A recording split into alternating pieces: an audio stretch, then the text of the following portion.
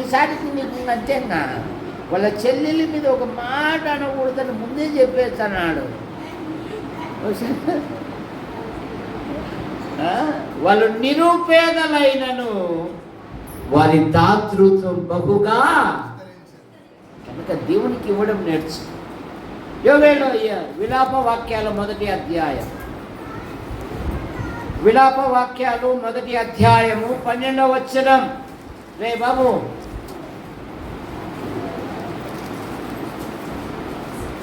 యాడుందబ్బా విలాప వాక్యాలు?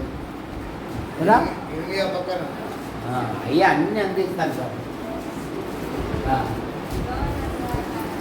త్రోవను నడుచువారులారా ఇలాగూ జరుగుట చూడగా మీకు చింత లేదా? భాషాంతరపు ప్రసంగం. త్రోవను నడుచువారులారా ఇలాగూ జరుగుట చూడగా మీకు చింత లేదా? యిర్మీయా దేవుని ప్రవక్త. పాత నిబంధనలో ప్రవక్తలలో 2 భాగాలు, పెద్ద ప్రవక్తలు, చిన్న ప్రవక్త. యిర్మీయా భూమి మీద రాకమునిపే గర్భములోనే దేవుడు ప్రతిష్ఠించుకున్నాడు. నిన్నెరిగి తిని అంటాడు. జనములకు ప్రవక్తగా నేను నియమించానంటాడు. యిర్మీయా కన్నీరు కార్చే ప్రవక్త. ఆయన గొప్ప సేవ చేశాడు. ఆయన చివరి జీవితంలో రాజుగారు ప్రతిరోజు ఇంత బెడ్డు ముక్క, గ్లాస్ నీళ్ళు ఇచ్చాడండి. అంతే సంపాదించుకునేది ఆయన. యెరూషలేము పట్టణము తగలబడినప్పుడు ఆ యెరూషలేము పట్టణం ఎదురుగా చిన్న కొండ మీద కూర్చుండి కన్నీళ్లు కారుస్తూ ఉన్నాడు. త్రోవను నడుచువారులారా ఇలాగూ జరుగుట చూడగా మీకు చింత లేదా? మన ఆధ్యాత్మిక జీవితములో యిర్మీయా ప్రజాక్షేమము కొరకు నశించిపోయే తన ప్రజల కొరకు కన్నీరు కార్చువాడు. యిర్మీయా గ్రంథం 9వ అధ్యాయము 1వ వచనం. నా జనులలో హతమైన వారిని గూర్చి, హతులైన వారిని గూర్చి నేను దివారాత్రము కన్నీరు విడుచున్నట్లు నా తల జలమయముగాను నా కన్ను కన్నీళ్ళ ఊటగా ఉండునుగాక. ఈ రాత్రి ప్రత్యేకమైన కూడిక యొక్క ఉద్దేశం ఏంటంటే, దేవుడు ఈ నూతన సంవత్సరంలో 2 నెలలు కాపాడి 3వ నెల బహుమానంగా ఇస్తూ ఉన్నాడు. లోకములో మనం సంతోషించేదానికంటే దేవుని సన్నిధిలో మనం ప్రార్థించుట మేలు అనే ఉద్దేశముతో సహోదరుడు ఈ ప్రత్యేకమైన కూడికను ఏర్పాటు చేశారు. మా సంఘంలోని పిల్లలు 10వ తరగతి, ఇంటర్మీడియట్ వారు పరీక్షలకు సిద్ధపడుతూ ఉన్నారు. ఇదిగో మా సంఘంలోని పిల్లలు, మా తెలుగు రాష్ట్రంలోని పిల్లలు, ఇదిగో ప్రతి విద్యార్థి మంచి ఫలితాలతో పాస్ అవునట్లుగా మనం ప్రార్థన చేస్తామురా. మనం ప్రార్థన చేస్తాం మన పిల్లల క్షేమము కొరకు. ఇలాగూ జరుగుట చూడగా మీకు చింత లేదా? నీ కుటుంబములో, నీ వ్యక్తిగత జీవితములో నీ పిల్లల జీవితంలో, నీ భార్య జీవితంలో, నీ భర్త జీవితంలో,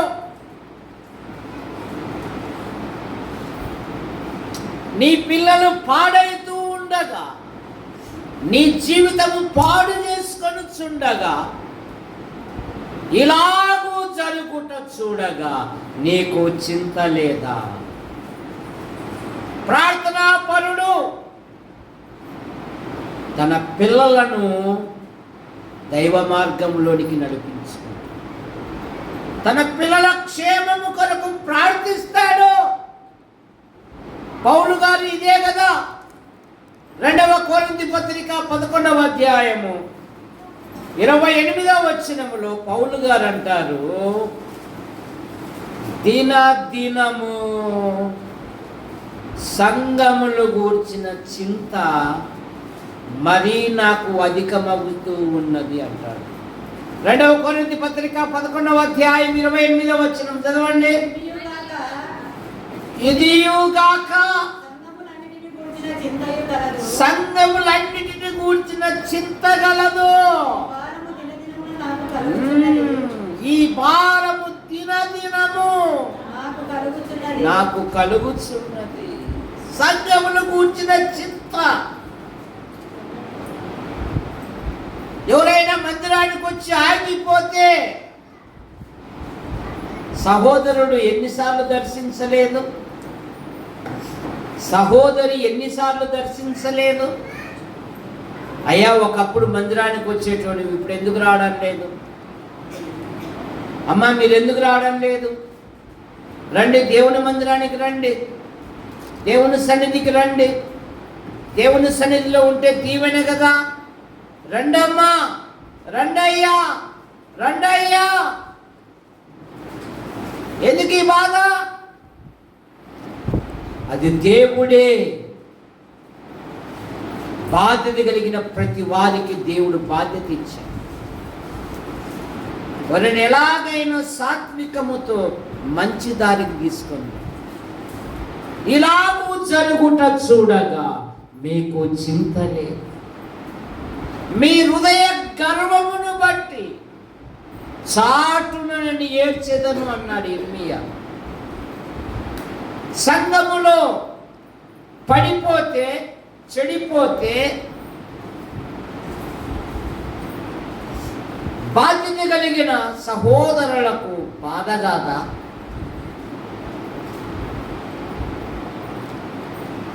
చాలా మంది బాధ్యత లేక ప్రవర్తిస్తూ ఉన్నారు. అది పశువురాజు అయ్యే పని, మనకేం పని? అది మన పని కాదు. అలా కాదు. గలతీ పత్రిక 6వ అధ్యాయము 1వ వచనము. గలతీ పత్రిక 6వ అధ్యాయము 1వ వచనము. సహోదరులారా, ఒకడు ఏ తప్పిదములో చిక్కుకొనిన ఎడల ఆత్మ సంబంధులైన మీలో ప్రతివాడును తాను శోధించబడునేమో అని తన విషయమై చూచుకొనుచు సాత్వికముతో వారిని మంచి దారికి వాడు వచ్చేంత వాడి కానికెంత అని అన్నామంటే ఇక ఖాళీగా ఉంటుంది మందిరం. సరే, నేనేం చెప్తున్నానంటే నా సేవలో, నా జీవితంలో చెప్తా ఉంటే ఇతరులకు, ఒరేయ్ నా మీద రాయేసేటోడు కూడా కావాలి అంటాను. నా మీద ఉరికినే వేయడు కదా రాయి. మనకేదో కారణం ఉంది. ఆ కారణం తెలుసుకుని నేను సరి చేసుకుంటా. ఇలాగూ జరుగుట చూడగా మీకు చింత లేదా? పిల్లలు పాడైపోతూ ఉండగా, పిల్లలు భ్రష్టు పట్టిపోతూ ఉండగా, పెద్దలు దారి తప్పుతూ ఉండగా, వారి క్షేమము కొరకు మనము ప్రార్థించే వారముగా ఉండాలి. ఎస్తేరు జీవితంలో అదే కదా. ఎస్తేరు గ్రంథం 8వ అధ్యాయము 3వ వచనం. ఎస్తేరు గ్రంథం 8వ అధ్యాయము 3వ వచనం.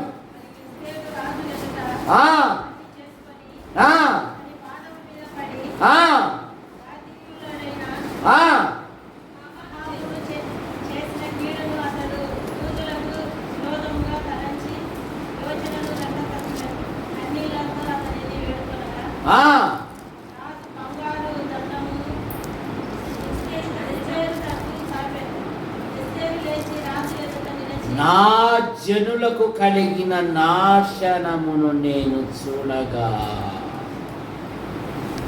ఎలాగూ సహింపగలను. నేను వస్తాను. ఎస్తేరు గ్రంథంలో 8వ అధ్యాయములో నా జనుల మీదికి రాబోవు కీడును చూచి నేను ఎలాగూ సహింపగలను. 6వ వచనం. నా జనుల మీదికి రాబోవు కీడును నా వంశము యొక్క నాశనమును చూసి నేను ఎలాగూ సహింపగలను. సరే, ఎస్తేరు గ్రంథములో ఒక చిన్న సమస్య ఏర్పడింది. ఏమా చిన్న సమస్య? ఏమా చిన్న సమస్య చెప్పాలా? మీరు బైబిల్ చదువుతున్నారా? అప్పుడప్పుడు చదువుతున్నారా? గురిగా పట్టుకొని వస్తున్నారా? భక్తాదులమని ఏమంట?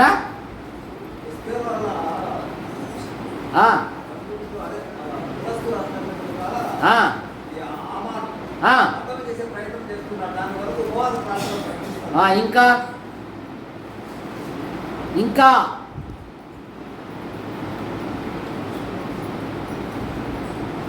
పైవాడికి కిందివాడు వందనాలు చెప్పలేదంట.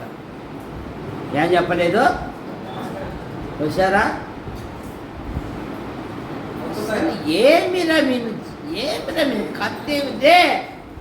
వీడే కాదు, వీని వంశమునే నిర్మూలించాలి. కంకణం కట్టుకున్నాడు. మొర్దెకై ఏమన్నాడు? నేను యూదుడను, ఆ పని చేయ చాలను. నేను యూదుడను, యూదా జాతిని నిర్మూలించాలని శాసనం పుట్టించాడు హామాను. ఎక్కడ మరణ శాసనం వచ్చిందో అక్కడందరూ యూదులు ఏం చేశారు? 4వ అధ్యాయం 1-2 వచనాలు ఎస్తేరు గ్రంథం.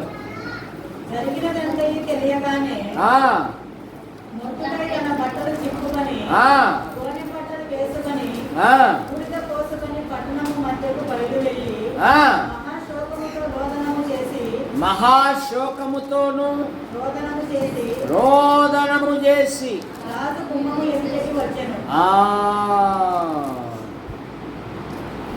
4వ అధ్యాయం 1వ వచనం. అట్లాగే 3వ వచనం. రాజు ఆజ్ఞ శాసనమును ఏ సంస్థానమునకు వచ్చెనో అక్కడ ఉన్న యూదులు ఉపవాసముండి మహా దుఃఖముతోను ఏడుపుతోను రోదనముతోను మునిగిన వారైరి. అనేకులు గోనెను బూడిదని వేసుకొని పడి ఉండేది. బైబిల్ ఏం చెప్తుంది? బైబిల్ ఏం చెప్తుంది? రే బాబు, హలో లే, ఏం చెప్తుంది బైబిలు? మీలో ఎవరికైనా శ్రమ కలిగేనా ఆ సగం బూడ్సలు నువ్వు ఇప్పుడు లే చెప్పు. మా కళ్ళజోడు నన్ను అడుగుతాడని వాడు ముందే దాక్కుంటున్నాడు. సరే, మా పిల్లలు బాగా తయారవుతున్నారు. కానీ యాకోబు పత్రికలో ఏముంది? మీలో ఎవరికైనా శ్రమ ఏం చేయాలా? అది రాకోకనేనంది ఆ పదం. అది వచ్చింది కానీ అవతల రాకోకున్నందు. అతడు ప్రార్థన చెయ్యాలి, ఆమె ప్రార్థన చెయ్యాలి. వారు మహారోదనముతోనూ దుఃఖముతోనూ ఉపవాసముండి గోనె పట్ట వేసుకుని బూడిద జల్లుకొని వారు అంగలారుస్తూ ఉన్నారు. రాజశాసనమే మార్చబడింది. చూసారా? రాజశాసనమే. దేవుడు వారికి అద్భుతమైన విజయాన్ని ఇచ్చాడు, వారికి సంతోషాన్ని ఇచ్చాడు దేవుడు. 8వ అధ్యాయంలో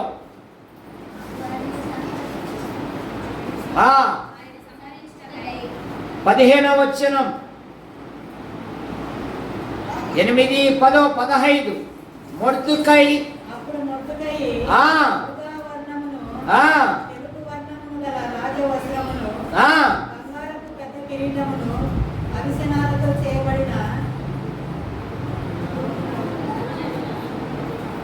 ధూమవర్ణము గల వస్త్రములను ధరించుకొని వాడై రాజ సముఖమునకు బయలుదేరును. అందు నిమిత్తము షూషాను పట్టణము ఆనందించి సంతోషించెను. యూదులకు క్షేమమును, ఆనందమును, సంతుష్టియు, ఘనతయు. కారణమేమి? లోక సామెత ఉంది కదా, ఎవడు గుంట తవ్వుతాడో వాడే పడు.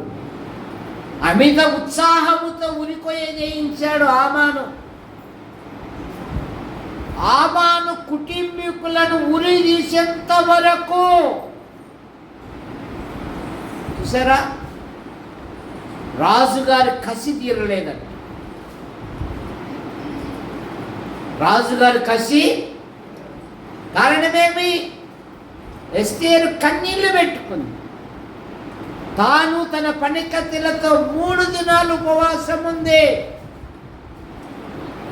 రాజ చట్టమునకు వ్యతిరేకించినను నా ప్రజలను రక్షించుట నా ధ్యేయం. మరి నీ కుటుంబాన్ని రక్షించుకోవాలి కదా. జైలు అధికారి అదే కదా ఆశ. అయ్యలారా, రక్షణ పొందుటకు నేనేమి ప్రభు అయిన యేసునందు విశ్వాసముంచుము, అప్పుడు నీవును నీ ఇంటి వారును. మనం రక్షించబడ్డాం, బాగానే ఉంది. ప్రభువులలో పాలు పొందుతున్నాం, బాగానే ఉంది. మరి మన పిల్లలు ఆరాధికులా? మన పిల్లలు బాప్తీసం తీసుకుంటున్నారా? మన పిల్లలు లేస్తానే మోకాలుని ప్రార్థన చేసుకుంటున్నారా? సరే, ఒకవేళ తండ్రి చెప్పేకి పోయింది అనుకో, పిల్లలకు తండ్రి చెప్పేకి పోయినాడు అనుకో, నువ్వు తిరగలేదా అప్పుడే అని తల్లి అడ్డం వస్తాడు. పోనీ తల్లి చెప్పే ప్రయత్నం చేసింది అనుకో, తండ్రి అడ్డం వస్తాడు. తిరగని లోకం ఇంక విశాలం ఉంది, ఇంక వయసు ఉంది. మన పిల్లలను మనమే పాడు చేసుకుంటూ ఉన్నాం. గుర్తుపెట్టుకోండి. తిమోతి ఇంటిలో విశ్వాసం అనే పదం ఎన్ని తరాలుంది?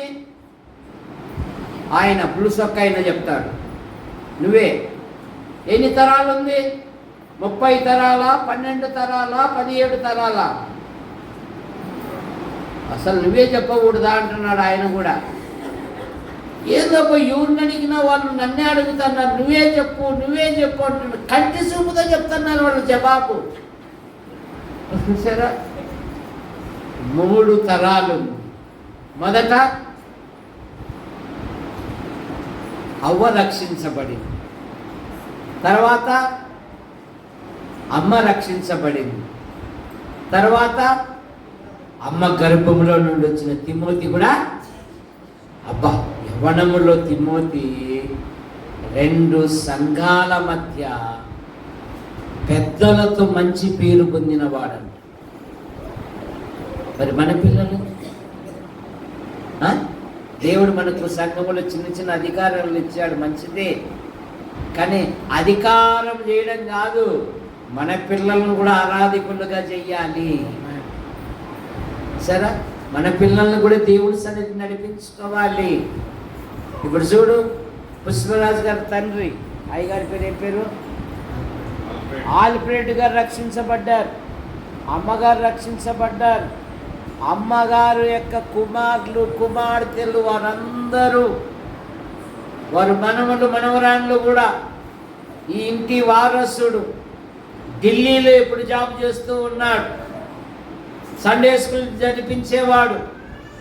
అంకుల్, మా ఫ్రెండ్స్కి అందరికీ పెళ్ళి అయినాయి అంకుల్, వాళ్ళ పిల్లలను బడికి తీసుకొని పోతున్నారు అంకుల్, వాళ్ళ పిల్లలను, నాకు ఇంకా పెళ్ళి కాలే అంకుల్ అనేవాడు. బాబు, నువ్వు ప్రభు పనిలో ఉన్నావు, ప్రభు నిన్ను వదిలిపెట్టాడు. దేవుడు నీ జీవితంలో గొప్ప కార్యాలు జరిగిస్తాడు, నువ్వు ధైర్యంగా ఉండు అని చెప్పారు. ఇప్పుడు ఢిల్లీ కోటలో ఉన్నాడు ఆయన. ఎక్కడున్నాడు? ఇప్పుడు సికింద్రాబాద్కి వచ్చాడా? చూసారా? ఇప్పుడు మహానగరాలలో ఉన్నాడు ఆయన. ఎక్కడున్నాడు? మహానగరాలలో, జంట నగరాలలో ఉన్నాడు. ఏమో అంకులు, మా ఫ్రెండ్స్ పిల్లలకి పెళ్ళిళ్ళు అయిపోయి, వారి పిల్లలు పుట్టి, వారి పిల్లల్ని బడికి తీసుకుని పోతున్నారు, నాకు ఇంకా పెళ్ళి రాలేదు, నాకు ఇంకా పోషణే లేదు, నాకు ఏ జాబు లేదు అనేవాడు. అయ్యా, నువ్వు ప్రభు పని చేస్తూ ఉన్నావు, దేవుడు నిన్ను వదిలిపెట్టాడు. దేవుడు నీ జీవితంలో గొప్ప కార్యాలు జరిగిస్తాడు అని చెప్పాడు. ఆయన జాబ్ వస్తాను వెంటనే ఫోన్ చేశాడు, అంకుల్ మీరు చెప్పినట్లే దేవుడు నాకు ఆశ్చర్యకరంగా జాబ్ ఇస్తే అన్నాడు అంకుల్. చూసారా? మొర్దుకై ఒక చిన్న పని చేశాడు. రాజును చంపడానికి ఇద్దరు ప్రయత్నం చేశారు. అది నివృత్తి చేశాడు. అది గ్రంథంలో డైరీలో రాయబడింది, కానీ బహుమతి ఇవ్వలేదు. ఎస్తేరు గ్రంథము నిన్ను ధైర్యము పుట్టించే గ్రంథం. ఎస్తేరు గ్రంథములో దేవుడు అనే మాట కానీ, దేవాలయము అనే మాట కానీ, ధర్మశాస్త్రము అనే మాట కానీ కనబడవు. ఎస్తేరు గ్రంథంలో దేవుడు అదృశ్యుడుగా ఉండి తన ప్రజలకు అద్భుతమైన విషయాన్ని ఇచ్చాడు. ఒక చిన్న మాట 6వ అధ్యాయం 1వ వచనంలో ఏముందంటే, రాజుగారికి నిద్ర పట్టని లేదంట. ఏం పట్టలేదంట? ప్రసంగి గ్రంథంలో ఏం చదువుతాము? ఆయన సెలవు లేక 2 ఇడ్లీలు తిని, ఎన్ని ఇడ్లీలు? 6 పూట. మన వల్ల కాదంట. ఆయన సెలవు లేక భోజనము చేసి సంతోషించుట ఎవరికి సాధ్యము అని ఉంది. అందుకని మన పిల్లలకు ఒరే తినేటప్పుడు ప్రార్థన చేసుకుని తినరా అని చెప్పాలి మన పిల్లలకు. ఇట్లాగే ఒక ఆమెకు కొడుకున్నాడు, వాడు జులాయిగా తిరుగుతూ వచ్చాడు, టబక్కన చేతులు కూడా కడుక్కోడంట, గబగబగా భోజనం తింటాడు. ఒరే ప్రార్థన చేసుకుని తినరా అంటే వాడు అట్లా చెప్పినావులే మీ ప్రార్థన నువ్వు అనేవాడు అంటే తినేవాడు. ఇట్లా సాగుతూ ఉంటే అనుకోకుండా ఒక అడుగు తినేవాడు వీడు భోజనానికి వచ్చినప్పుడు వాడు వచ్చాడంట, అమ్మా అన్నం పెట్టండి అని. అప్పుడు ఆ తల్లి ఏం చేసిందంటే, ఒరే నేను భోజనానికి పిలుస్తా, నువ్వు డైరెక్ట్గా టేబుల్ దగ్గరికి వచ్చి భోంచేసి వెళ్ళు.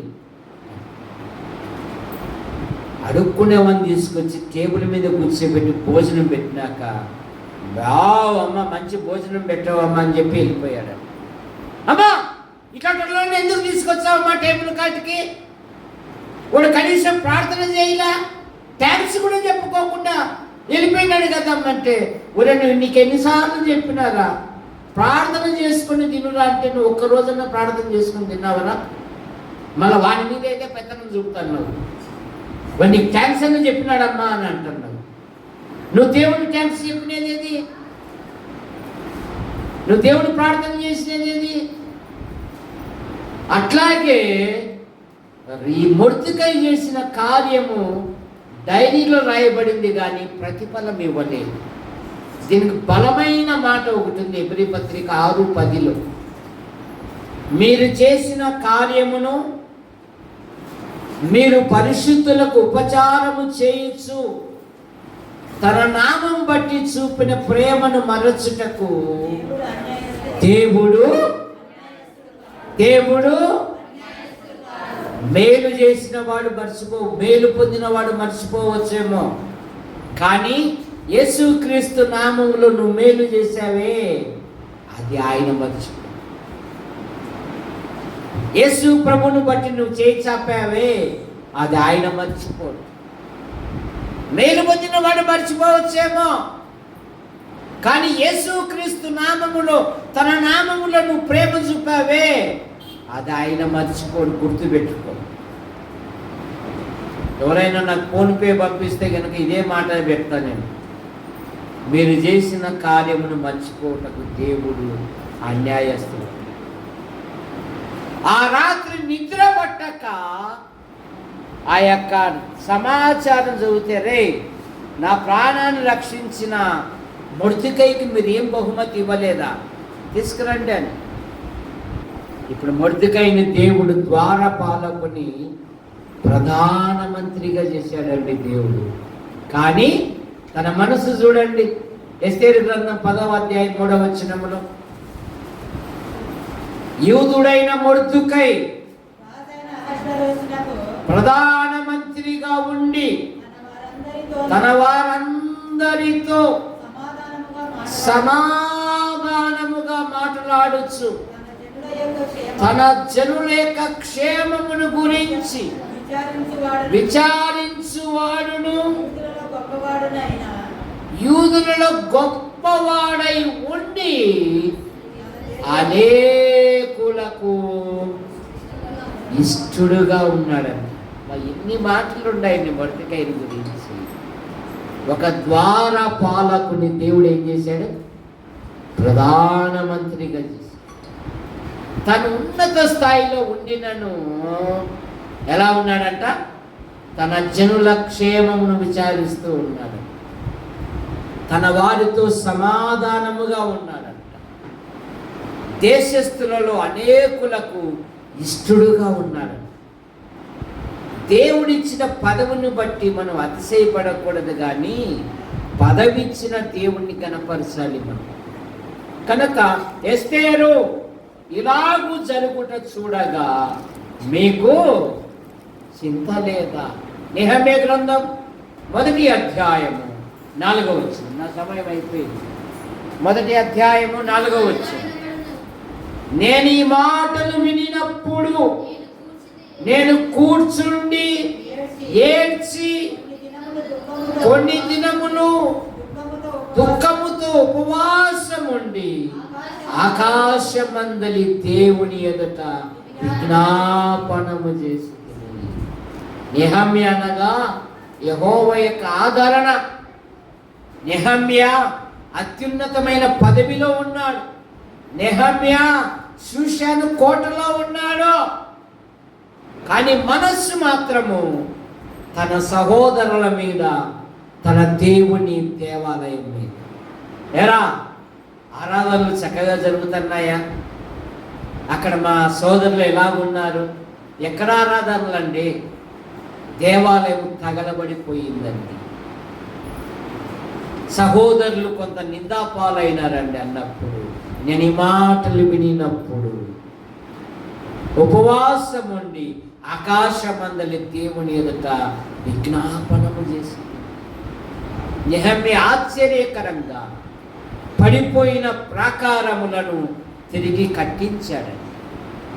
రాజైన దావీదు కూడా ఇదే 119వ కీర్తన 136వ వచనములో, జనులు నీ ధర్మశాస్త్రమును అనుసరించనందున నా కన్నులు ఏరులై పారుచున్నవి. మన ప్రభు అయిన యేసుక్రీస్తు వారు కూడా ఆయన ఈ లోకంలో ఉన్నప్పుడు ఎక్కడెక్కడ కన్నీళ్లు పెట్టుకున్నాడు అమ్మా? ఎక్కడెక్కడ కన్నీళ్లు పెట్టుకున్నాడు యేసు ప్రభు? ఒకటి లాజరు దగ్గర, ఇంకా 2 యెరూషలేము పట్టణము 19వ అధ్యాయం లూకా 41. దాని విషయమై ఏడ్చి, ఈ నీ దినమందు సమాధానమైన సంగతులు నువ్వు విన్న ఎడల నీకేమై, కోడిపిల్ల ఎలాగూ తన రెక్కల కిందికి చేర్చుకొనునో ఎన్నో బాటలు చేర్చుకోవాలని ఆశించుతుంది, కానీ మీరు వల్లకపో. కనుక ఈ మాసపు యొక్క అంశం ఏంటంటే, మన కుటుంబాల కొరకు మనము కన్నీళ్ళు కార్చాలి.